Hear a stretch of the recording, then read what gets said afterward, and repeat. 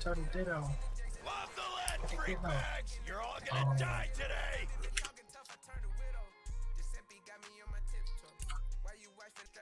Oh my fucking god. Talking to myself, and I know this. But just listen. Revelations. Okay. What makes Black Ops 3 so amazing?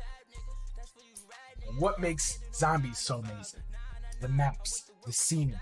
You spend so much fucking time in the thing, trying to kill things and do things. The scenery is what you take in a lot. And Revelations matches that all. I also think the story for Revelations and the whole boss fight for Revelations was pretty shitty. Like, it just didn't work for me. I think Revelations is a revelation that the story and all that is just it's backtrotting shit. Because what Zombies was a mod of Call of Duty. That's really what it was. It was just cool ass mods. Just a cool ass experience in a new game. There was no story, there's no characters. Even though the characters are great, some of the story's great. What they've done is amazing. But holy shit, Zombies is its maps. Oh, just learning that, figuring that out. Oh shit, it's a literal revelation.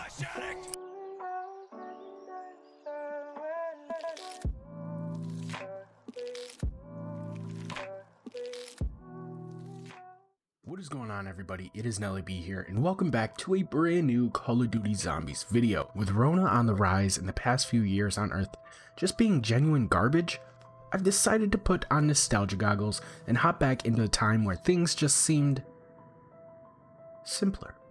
Now, I'll be honest, when Black Ops 3 was released, I didn't play it much.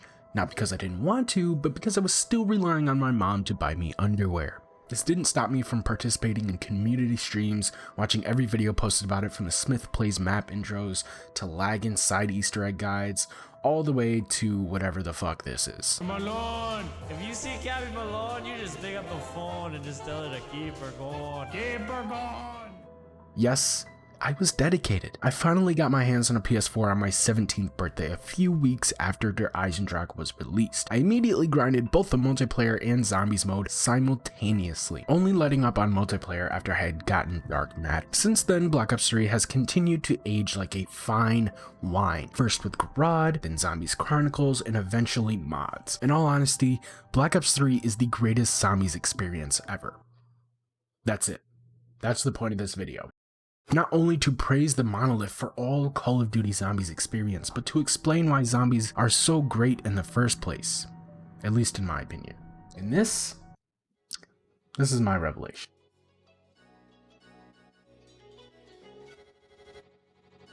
Referring back to the intro clip, I genuinely believe that the experience relies on three core aspects of the map, those being the layout, or how the player moves from point A to point B to point C, and so on and so forth, the aesthetic, which in my opinion includes the setting, the art style in which it's portrayed, and how the player interacts with that, and finally, the mechanics. Now, this can include anything from the length or speed at which a character moves when sliding, to how the shield is built and works, or even how the boss fights operate. Now, as I continue to discuss these aspects, I want to let everyone know two things. I'm not trying to discredit the story while I'm making this video. It can be wonderful at times, but quite honestly, everyone I've talked to about it says it's a mess. I will mention it when necessary, however, it's not the point I'm trying to make. You do not, or at least you should not, need to know the story to enjoy the map itself. The two should be able to stand out apart just as well as they do together. And two, I'm not a game designer. I do not know how to code. I don't know how to write a story that spans over 10 years with rewrites, character developments, and meaningful arcs. I barely know how to color grade my own videos. I'm just a guy who likes to play video games. This particular video game has been with me for 10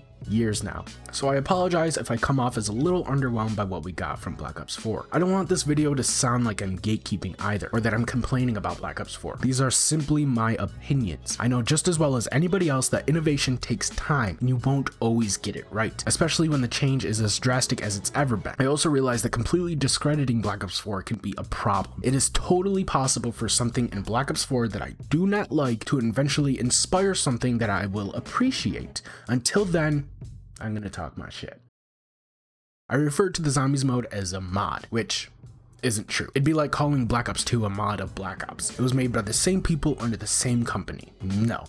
Zombies was a side project. a project that interested the people working on it so much they dedicated time to it without a green light from someone higher up, on top of what already seemed like a grueling time crunch for their actual game. Luckily, the studio loved it so much, it was added in at the end of the World at War campaign without any mention from studio heads until it was found. Lately, Zombies has become synonymous with leaks, buggy gameplay, and microtransactions. However, I believe that the passion for Zombies is still there, a mode different from the rest, one with more freedom than its multiplayer counterpart, a world with life, amazement, and adventure, a game where you could go to the moon and blow up the fucking earth. Hey, you wanna go to Stalinist Russia, fight dragons and giant mech suits? Shit, we got that too! Oh no, okay. You're feeling one of our underground haunted westerns. Well, come on down, brother. The possibilities are quite literally endless, and personally, I'd say Black Ops 3 embodies all of this more than any other Zombies experience. Forget about the community aspect on PC, where there are so many maps that you probably won't play them all. Maps with full-fledged Easter eggs, songs, voice actors, new mechanics, models, and sound design. Not everyone has access to Black Ops 3 on a computer. I understand that.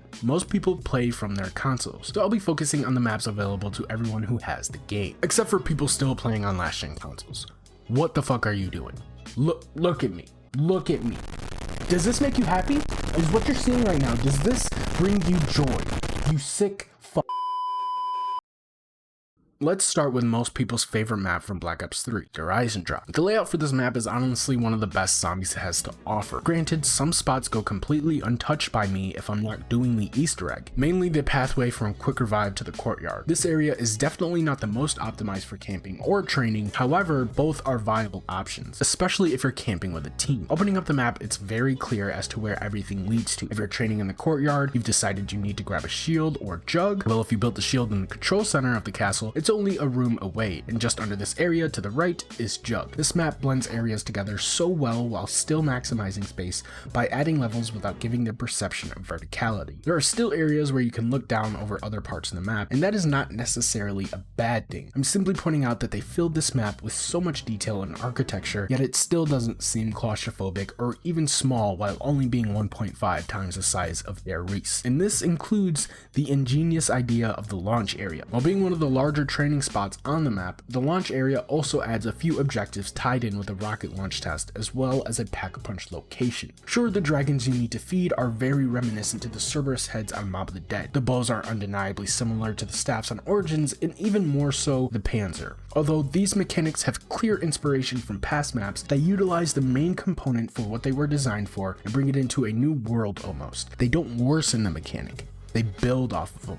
That's the whole point of innovation. The bows have different visuals, damage, animation, and ammo. Just because there's 4 of them and they're colorful does not make them ripoffs. The new Panzer ability also works much better for this map. Instead of grabbing you and pulling you towards him, he simply throws shock charges at you. If they had kept him the way he was in Origins, this map might not work for a lot of people. Remember, it's still a relatively small map. Sure, all of the pretty castles, cool new Panzers, and mechanics work great, but how does the actual game play? Well, seeing as you only need to build one bow, the shield, and pack-a-punch, I'd say it's perfect. But come on, if you're still watching this video, you have the dedication and time to do some Easter eggs. So how does that work? Well, the last time I completed this Easter egg before coming back to it recently was about 2 years ago. Well, when I hopped back on after my 2-year hiatus, I only needed help with one step. And really, that's my fault because I'm kind of an idiot. I lost track of where my ghost keeper went, and I ended up running around for him for a little while. Yeah, my bad.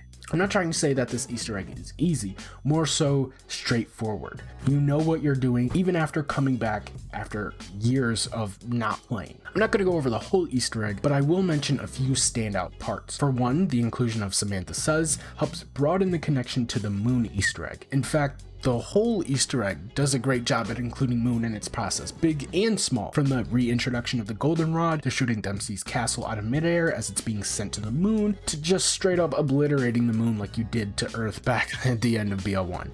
And if you didn't like Transit, which, be honest, most of us didn't, this was a pleasant surprise knowing we're in the right timeline now.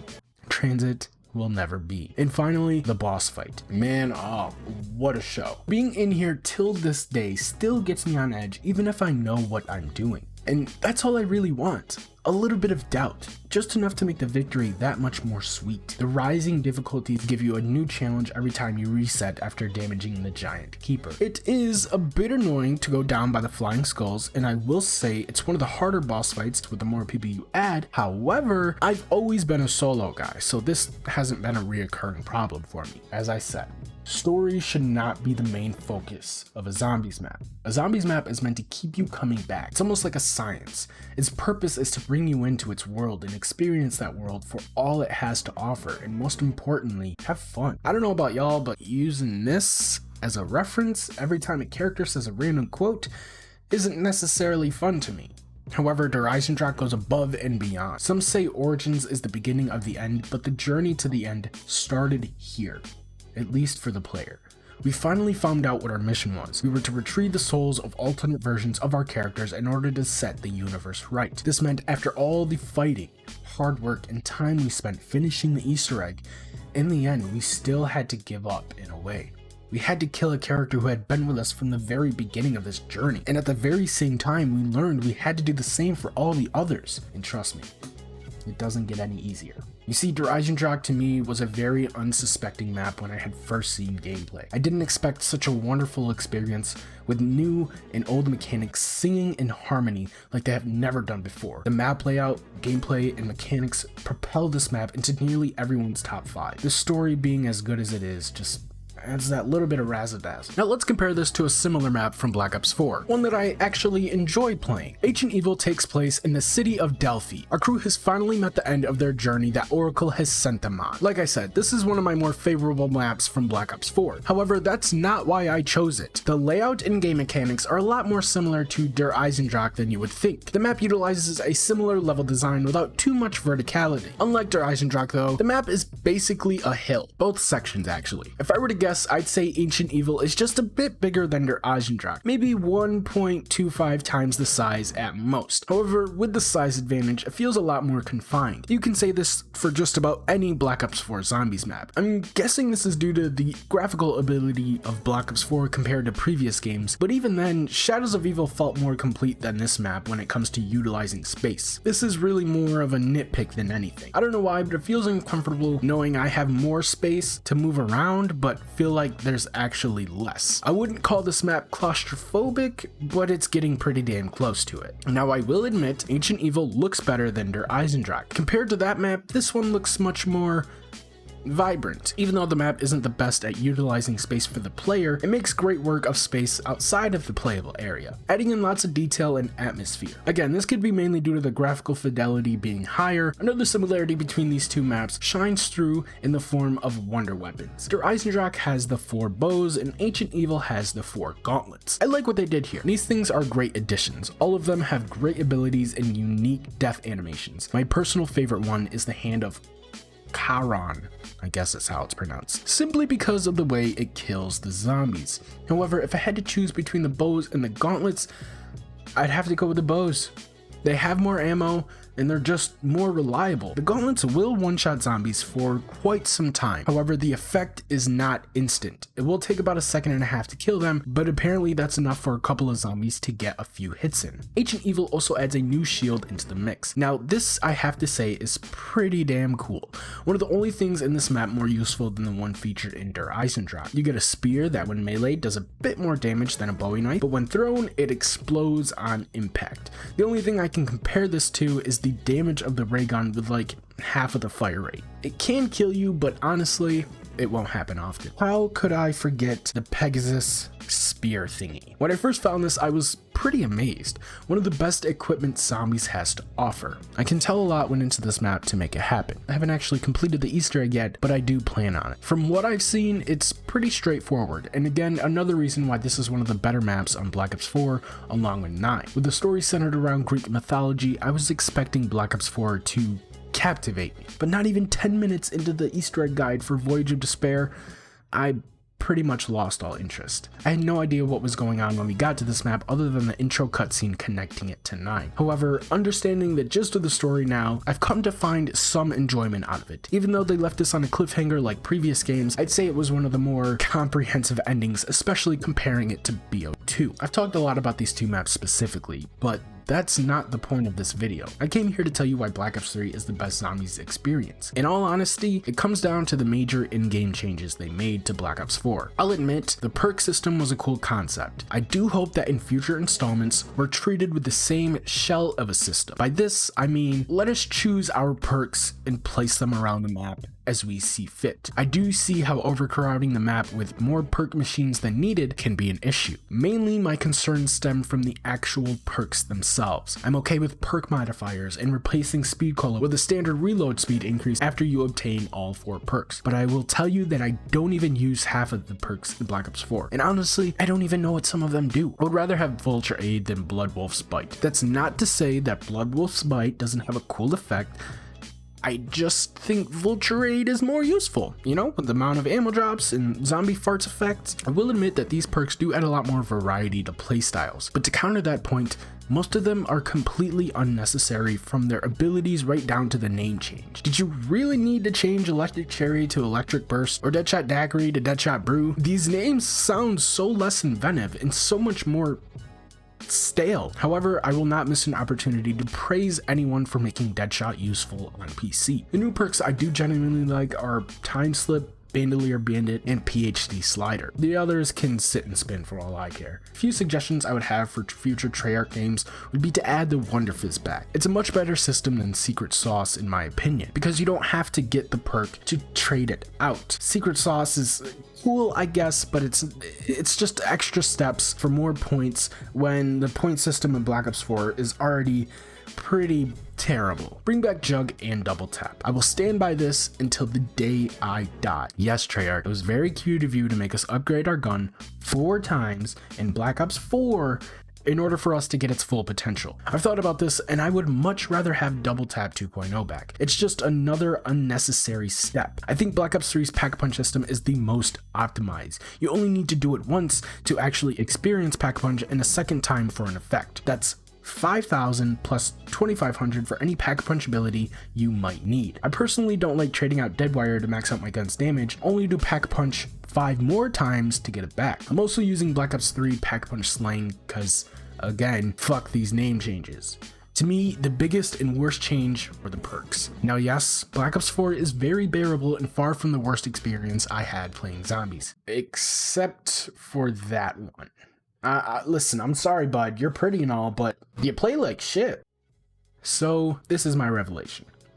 The map Revelations literally embodies some of the community's favorite maps. It's a living metaphor for why Black Ops 3 was so great. Sure, they reused core game mechanics from previous maps and later on actual whole maps, but it was never really a problem. These maps that we've been playing since 2008 to 2013 are still impressively designed. The mechanics, layouts, and aesthetics for the most part are still getting us excited to this day, all the way in 2020. I finally get it. I complain endlessly about poor or non-innovation. I've always just wanted the next best thing that zombies had to offer. But how can you innovate on something that's already at its peak? You need to change, and not everyone is going to like that. Revelations was a send-off, and Zombies Chronicles was a love letter sent letting us know that no matter what changes this mode goes through, we'll always be able to go back and experience true greatness. I will commend the great efforts of everyone at Treyarch who worked their hardest to make this game the best it could be. I've recently started to reevaluate my opinion on the game as a whole, and while I will say I've grown much more accepting of the game, I still can't get over a few core mechanics as well as a few of the maps. Like I said before, there was a real effort and determination to change this time around, but in mine and what seems like many others' opinions, it fell flat. All in all, BO3 gang, we may finally ascend from darkness.